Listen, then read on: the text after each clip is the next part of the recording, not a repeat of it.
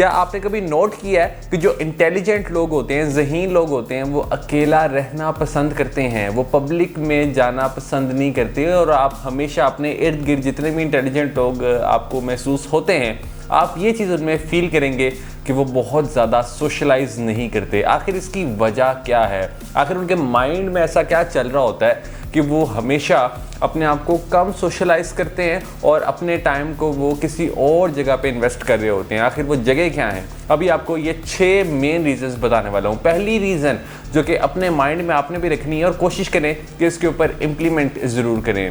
पहली रीज़न ये है कि एक फियर होता है, फियर ऑफ मिसिंग आउट। यानी आपको ये डर लग रहा होता है कि अगर आपने बाहर जाके जो सेल लगी हुई है वहाँ से शॉपिंग ना की तो सेल ख़त्म ही ना हो जाए, तो इसलिए मुझे बाहर जाके शॉपिंग कर लेनी चाहिए। अब ये जो इंटेलिजेंट लोग होते हैं, इनके अंदर ये खौफ नहीं होता। यानी इनके अंदर ये खौफ भी नहीं होता कि अगर मैं इस इवेंट पे ना गया तो पता नहीं मैं कोई बहुत एक्साइटिंग चीज़ मिस करने वाला हूँ। इनके अंदर ये खौफ भी नहीं होता कि अगर मैं इस जगह पर ना गया तो पता नहीं मैं कौन सा खाना मिस कर दूंगा। ये इन तमाम चीज़ों से आज़ाद होते हैं। इनके अंदर ये खौफ नहीं होता कि ये किसी भी चीज़ को मिस करने वाले हैं। तो इनको अपने पे पूरा यकीन होता है कि ये अगर किसी चीज़ को मिस कर भी देंगे तो वो चीज़ इनके लिए उतनी मीनिंगफुल नहीं होती, क्योंकि ये उसी टाइम में कुछ और बड़ा अचीव कर रहे होते हैं और इनके माइंड में इतने बड़े गोल्स होते हैं कि इनके सामने ये छोटी छोटी चीज़ें जो कि इनको एक्साइटमेंट दे सकती हैं, ये मीनिंग रखती ही नहीं हैं। दूसरी चीज़ ये कि जो इंटेलिजेंट लोग होते हैं वो लोगों के साथ मिलकर किसी भी प्लान को एग्जीक्यूट नहीं कर पाते। उनको ये महसूस होता है कि जैसे कि वो अपना टाइम वेस्ट कर रहे हैं। इसकी ये वजह नहीं होती कि शायद उनके अंदर ईगो होती है या वो एटीट्यूड में होते हैं कि उनको बहुत ज़्यादा कुछ आता है। रिसर्चेस ने ये फाइंड आउट किया कि ये बिगर पर्सपेक्टिव अपने माइंड में लेकर आ रहे होते हैं। यानी ये जो दूसरे जो लोग उस प्लान के ऊपर काम कर रहे होते हैं, उनकी जो नज़र होती है वो उतनी बारीक बीन नहीं होती, वो उतना डेप्थ में जाके चीज़ों को नहीं देख रहे होते जितना डेप्थ में जाके ये इंटेलिजेंट लोग देख रहे होते हैं, जिनका आईक्यू लेवल बहुत शानदार होता है। बेसिकली आप ये समझ लें कि ये सबसे डिफरेंट सोच रहे होते हैं। ये जब सबसे डिफरेंट सोच रहे होते हैं तो ये कभी भी उस सर्कल में फिट नहीं हो पाते और इसी वजह से ये वहाँ पे कंफर्टेबल नहीं होते। और ये जब अकेले काम करते हैं, यानी ये जब अपने माइंड का प्रॉपर यूज़ करते हैं, तो ये बाकी तमाम लोगों से ज़्यादा एफिशिएंट काम परफॉर्म करते हैं और इसी वजह से ये फिर अकेला काम करना पसंद करते हैं। थर्ड ये कि शायद आपको ये लग रहा हो कि ये तो फिर किसी के साथ भी क्वालिटी टाइम नहीं स्पेंड करते होंगे, ये तो सबसे रूड होते होंगे और ये अकेला ही अपनी ज़िंदगी बसर करते होंगे। नहीं, बिल्कुल भी ऐसा नहीं है। जिन लोगों का आईक्यू लेवल बहुत शानदार होता है, ये देखा गया है कि वो सबसे ज़्यादा क्वालिटी टाइम लोगों के साथ स्पेंड करते हैं। जी हाँ, ये उन लोगों के साथ स्पेंड नहीं करते जो कि इनके लिए लेस मीनिंगफुल होते हैं। ये उन लोगों के साथ अपना क्वालिटी टाइम स्पेंड करते हैं जो कि इनके इमीडिएट मेंबर्स होते हैं। फॉर एग्जांपल, अगर आप इनको देखें तो ये अगर किसी को भी टाइम देंगे ना, अपने इमीडिएट फैमिली मेम्बर को, तो ये उनको क्वालिटी टाइम देंगे।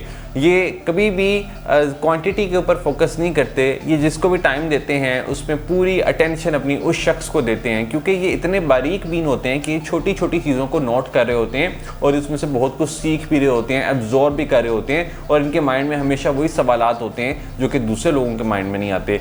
ये बड़ा कीनली किसी चीज़ को सुन रहे होते हैं और उसमें से फिर ये क्वेश्चंस भी रेस करते हैं। दैट्स वाई ये अपना क्वालिटी टाइम हमेशा देते हैं जिस भी इंसान को ये देते हैं। हाँ, मगर ये बहुत कम लोगों को अपना क्वालिटी टाइम देते हैं और जिसको भी देते हैं ये उसको अपने बहुत करीब समझते हैं। अगर आप अपने आप को इंटेलिजेंट इंसान समझते हैं, आप जिस भी इंसान को टाइम देते होंगे तो आप लाजमी ये देखते होंगे कि ये इंसान क्या मेरे लिए उतना मीनिंगफुल है या फिर नहीं।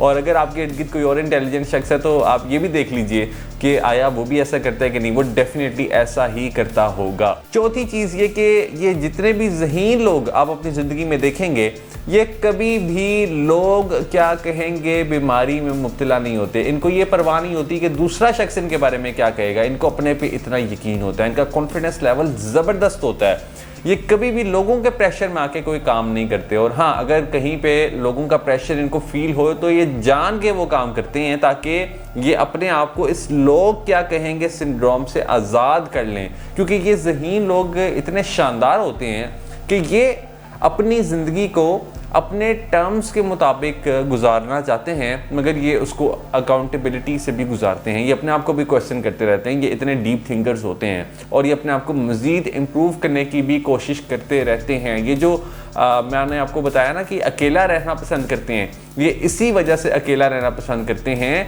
क्योंकि ये उसी टाइम में अपने ऊपर काम कर रहे होते हैं। सो ये पांचवी रीज़न है कि ये अपने ऊपर काम करना ज़्यादा पसंद करते हैं एज़ कम्पेयर टू कि ये लोगों के साथ गॉसिप्स करें। और ये अपने उस टाइम को इतना ज़बरदस्त बना देते हैं, इतना मीनिंगफुल बना देते हैं कि इनकी ज़िंदगी अगर यहाँ पे थी ना पहले, तो फिर यहाँ पर आ जाती है। ये इतना अपनी शॉर्ट कमिंग्स को ओवरकम करने की कोशिश करते हैं और नई नई चीज़ों को सीखने की ट्राई करते रहते हैं हमेशा।